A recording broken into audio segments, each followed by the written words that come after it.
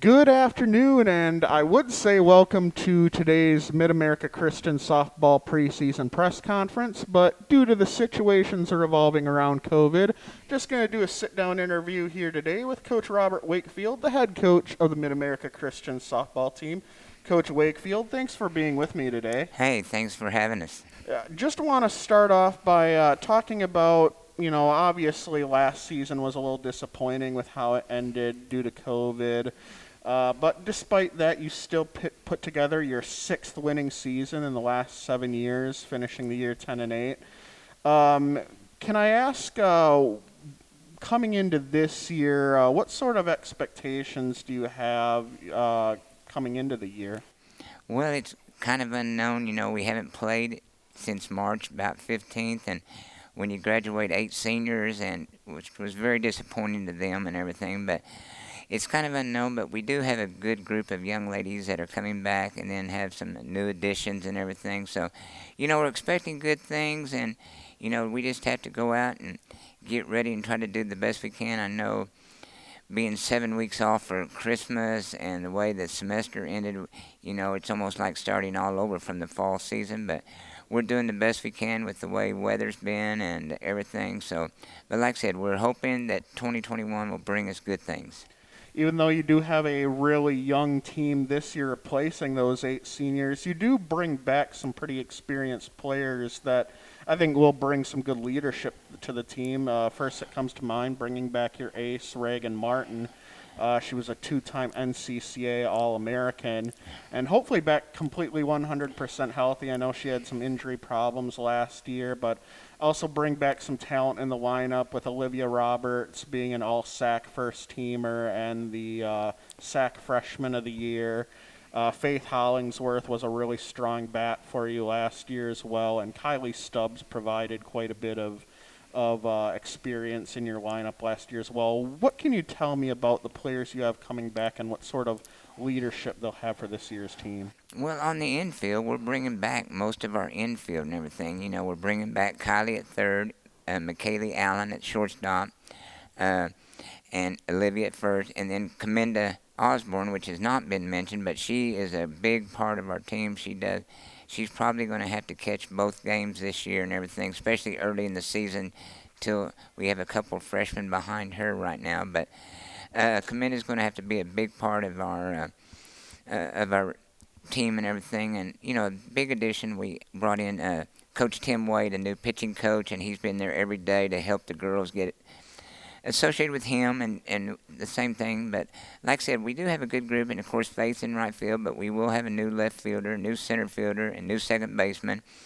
And then, we'll have new pitchers behind Reagan and everything. And like I said, we're hoping Reagan's going to be 100% where she can be back close to where she was her sophomore year.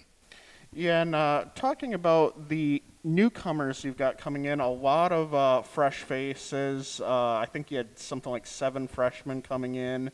But you did bring in one very experienced, talented pitcher in Katie Long. She comes here from Oklahoma Baptist. She was the ace of that Bison team. So can I ask what you expect out of the sort of impact these freshmen and incomers are going to have? Well, like I said, we're really excited about Katie, with her experience, and it helps not having to put our freshman Rachel Eggleston, which Rachel is very, very talented. She's a 3-time state champion from Kiowa, Oklahoma, and she was going to have to be thrown out to the wolves very quickly. But now we can kind of maybe sit back and use her, at a starting spot start and in relief, and where we don't have to. She don't have to go out there and throw the second game and all the pressures on her shoulders. Where now we can use Reagan and Katie, and then of course we'll have in relief Adrian Phillips and Katie to help us. And so we're going to use those 4 young ladies as our main 4 pitchers. And to me, that's going to be the key to our season is pitching, because that is going to be our strong point, and we're going to rely on these 4 young ladies very much. Along with the 7 freshmen that we're bringing in, Eileen Dennis is a outfielder from Owasso, Oklahoma. We're expecting her to do great things. She's a slapper, got good speed and everything, and a good outfielder. But like I said, we're also looking like we're going to have Cassie Martin in left field. She's a sophomore. We're going to have Shayla Morris at second base, probably junior. And then we got Kaylee Parcells, which played a little bit last year, just was getting ready to step into helping us a lot, and that's when it ended. But Kaylee's going to be in center field, and she's going to be our leadoff hitter, and she can go get it, and we really like her. So, but the overall make of this team, with the other freshmen that are going to be pushing, Hannah Robbins and Aurelia Hoquin behind the plate, we've got a lot of young ladies that are going to be vying for playing time. The good thing is we're going to have 6 JV games to help them get some experience and help just playing time. It's what it's about. One of the things I think really stood out from your team last year wasn't just what you guys did on the field, but in the classroom as well. 3.79 cumulative GPA as a team. You had the most scholar athletes of any team in the Sooner Athletic Conference and the second most in the entire NCCAA.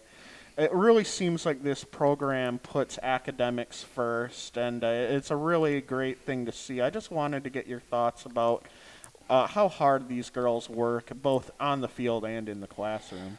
Well, like I said, I push them for academics. I think that's the number one goal. The reason I'm here, besides softball, I tell them that softball is just icing on the cake, but that degree is going to get you where you're going to go in the future. And like I said, I was so proud of the team last year.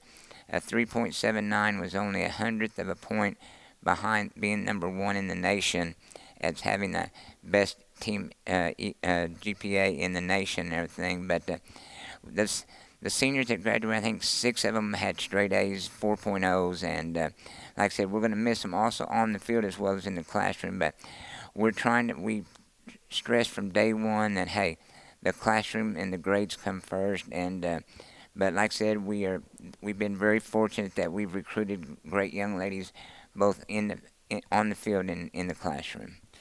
You guys officially opened the season February 11th against Crowley's Ridge for the second straight year.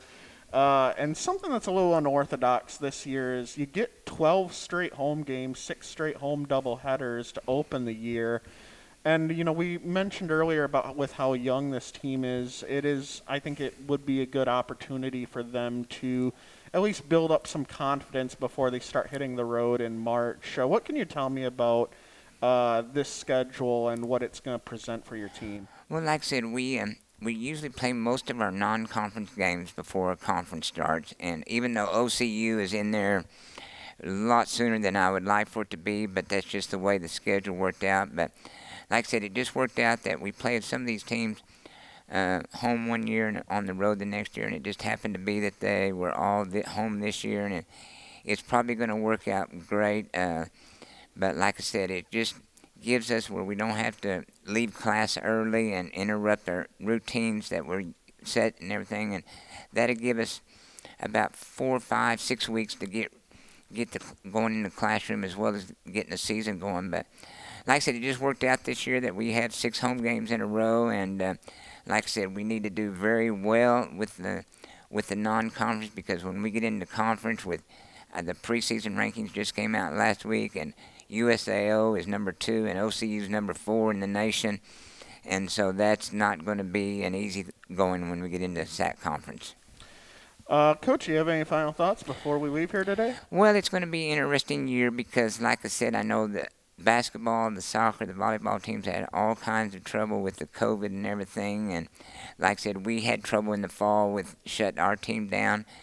And then we just found out on our first road game that they're not allowing any parents to go. So we're going to be up there by ourselves. And so it's just going to be a weird year, but we're just hoping that we get the season in. And I know the school and NAI is doing everything they can to let us play and let the girls play, because this is a big part of their life and everything. And when it was shut down like last year, that it's just as sad for everybody. But like I said, I know everybody's fighting to do the best they can and everybody be safe. And hopefully we'll get the season in and everything will go great.